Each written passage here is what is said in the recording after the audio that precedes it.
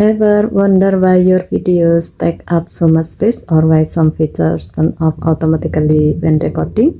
Let's fix that by checking your video format setting on the Samsung Galaxy S25 Ultra.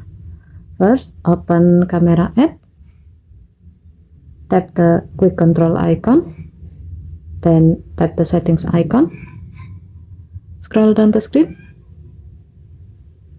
tap advanced video option. Under the video format section, you will see two choices, HEVC or high efficiency. It saves storage space and keeps high quality, but not all devices or apps may support playback. And H.264 or most compatible.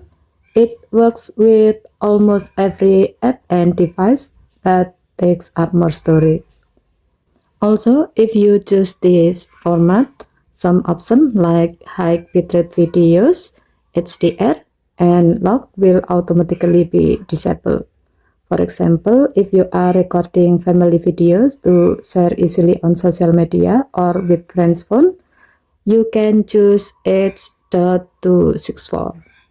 Once you have made your choice, just back out and start recording with your preferred format. And that's it. Now you know how to choose the best video format depending on your needs. Okay, thank you for watching. Please help to like and subscribe. Have a nice day.